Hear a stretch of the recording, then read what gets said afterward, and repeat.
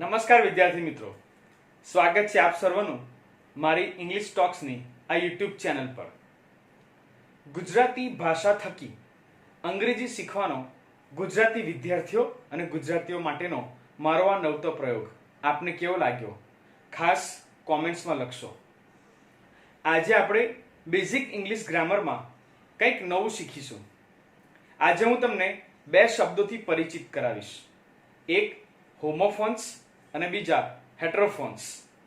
હોમોફોન્સ એટલે એવા શબ્દો અંગ્રેજીમાં કે જેના ઉચ્ચાર સરખા છે પરંતુ સ્પેલિંગ જુદા છે અને એના અર્થ પણ જુદા થાય. અને હેટરોફોન્સ એટલે એક જ સ્પેલિંગ પરંતુ બંનેના ઉચ્ચાર થોડા ઘણા જુદા અને અર્થ તો સાવ જુદા. હોમોફોન્સ અને હેટરોફોન્સ. આવો આજે ઇંગ્લિશ ટોક્સમાં હું તમને કંઈક નવું શીખવાડવાનો પ્રયત્ન કરીશ.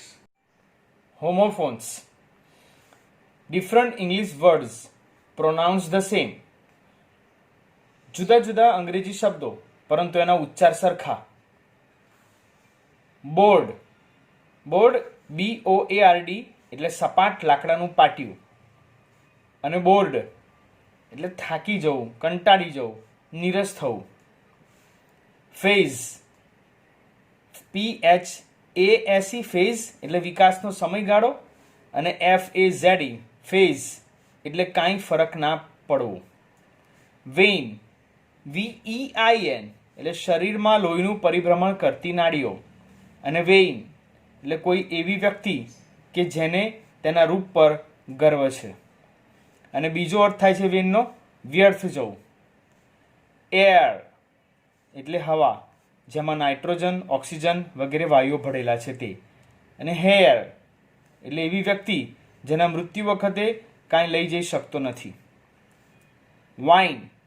વાઇન એ દ્રાક્ષનું આલ્કોહોલથી બનેલું પીણું છે.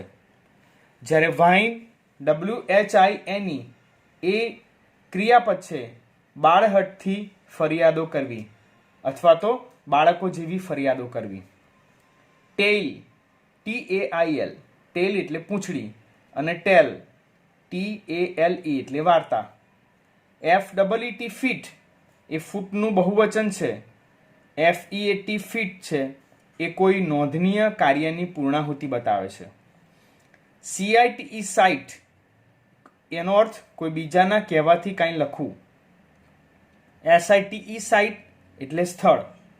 SIGHT સાઇટ એટલે આંખો વડે જોવાની ક્ષમતા. આગળનો શબ્દ છે metal. Metal, medal, metal, medal. આ ચાર શબ્દોના ઉચ્ચાર સરખા જેવા છે પરંતુ દરેકના અર્થ જુદા છે. METAL મેટલ એટલે વિદ્યુત પ્રવાહને આગળ ધપાવતી કોઈ પણ ધાતુ. MEDAL મેડલ એટલે ધાતુનો કોઈ ટુકડો કે જે એવોર્ડ તરીકે અપાય છે. METTLE મેટલ એટલે મુશ્કેલીના સમયે આવતો જુસ્સો. અને MEDDLE મેડલ એટલે કોઈની જિંદગીમાં નકામી દખલગીરી કરવી. હિયર. HEAR હિયર એટલે સાંભળવું અને HERE હિયર એટલે અહીંયા. SON સન એટલે પુત્ર અને SUN સન એટલે સૂર્ય. ધેર. THEIR ધેર એટલે તેઓનું અને THERE ધેર એટલે ત્યાં. RIGST રાઇટ એટલે સાચું અને WRITE રાઇટ એટલે લખવું. ROAD રોડ એટલે રસ્તો અને RODE રોડ એ રાઇડનું ભૂતકાળનું સ્વરૂપ છે. સોલ. SOUL સોલ એટલે આત્મા. You are a good soul. અને SOLE સોલ એટલે એકલું. You are the sole owner. War. War એટલે યુદ્ધ. It is a time of war. War. WORE wore એ વિયરનું ભૂતકાળ છે. I wore this shirt last night. HORSE horse એટલે ઘોડો અને HOARSE હોર્સ એટલે થાકેલું ગળું. SEEC એટલે જોવું. ICU. SEAC એટલે દરિયો. I am at the sea. TWO2 એટલે બે અને TO2 એટલે I want to go to my house તરફ પણ થાય, અને જવા ક્રિયાપદ છે ગો, એનું ઇન્ફિનિટિવ રૂપ લગાવવા માટે ટુનો ઉપયોગ થાય છે. TWO ટુ એટલે પણ થાય. આઈ ટુ જોઈન ધ ટૂર. હવે આપણે જોઈશું હેટ્રોગ્રાફ્સ, કે જે સરખા સ્પેલિંગ છે પરંતુ જુદા પ્રોનાઉન્સિએશન થાય છે. TEAR ટીયર એટલે આંસુ થાય, પરંતુ એ જ સ્પેલિંગને ટેર કરી દો તો ફાડવું થાય. READ રીડ એટલે વાંચવું છે, પરંતુ ભૂતકાળમાં એ જ સ્પેલિંગ પરંતુ એનો ઉચ્ચાર રેડ થાય છે. LIVE લાઈવ એ જીવંત છે, પરંતુ એ જ સ્પેલિંગને લીવ કરી દઈએ તો જીવવું થાય. રિઝ્યુમ એનો ઉચ્ચાર જો રિઝ્યુમ થતું હોય તો ફરીથી શરૂ કરવું એવું થાય, અને રેઝમી કરવો હોય ઉચ્ચાર તો શૈક્ષણિક કારકિર્દી થશે.